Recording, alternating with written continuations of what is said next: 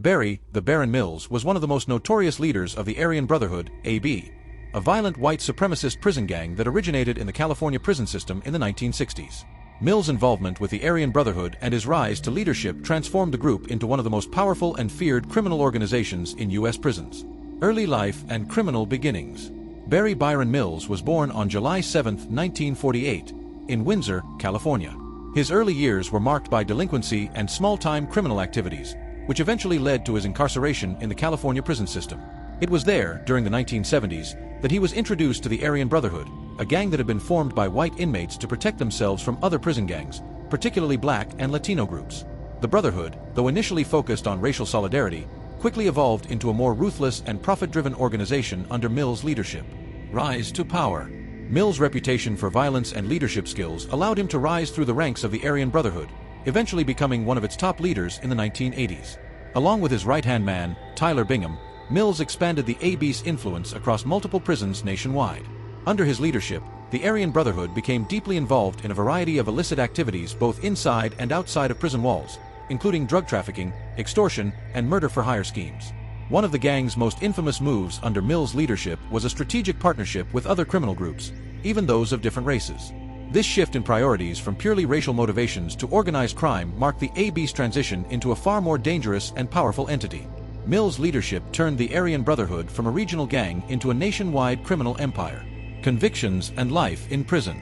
Mills' violent career was marked by numerous assaults and murders ordered from behind prison walls. One of the most significant events leading to his downfall was the 1997 murder of 2 black inmates in a federal prison in Pennsylvania, which Mills allegedly ordered.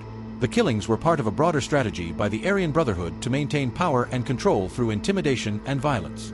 In 2002, after years of investigation by federal authorities, Mills and other high-ranking members of the Aryan Brotherhood were indicted for various crimes, including racketeering, murder, and conspiracy. The trial, held in 2006, was one of the largest in U.S. prison history. Mills was accused of orchestrating multiple murders and violent attacks both inside and outside of prison. During the trial, federal prosecutors argued that Mills had continued to run the Aryan Brotherhood's criminal enterprise even while serving a life sentence for murder. Evidence presented included letters, intercepted communications, and testimonies from former AB members who had turned informants. Despite already serving a life sentence, Mills was convicted in the 2006 trial of multiple charges related to his leadership in the Aryan Brotherhood, including murder and racketeering. Life sentence and death. Barry, the Baron Mills, was sentenced to life in prison without the possibility of parole. He spent the remainder of his life in the U.S. Penitentiary Administrative Maximum Facility, ADX, in Florence, Colorado, one of the most secure prisons in the country, designed to house the most dangerous and high-profile inmates. Mills died in prison on July 8, 2018, at the age of 70. His death marked the end of an era for the Aryan Brotherhood, though the gang continues to operate in U.S. prisons. Mills' legacy as a ruthless leader who turned a prison gang into a criminal empire still casts a long shadow over the U.S. correctional system. Barry Mills' story is a dark testament to how power, violence, and organized crime can thrive even within the most secure prison environments. His ability to command a deadly organization from behind bars underscores the challenges faced by law enforcement and prison authorities in combating gang activity. Thanks for tuning into Sika True Crime Docs.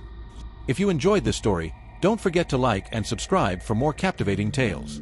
Your support helps us keep bringing these stories to life. See you in the next episode.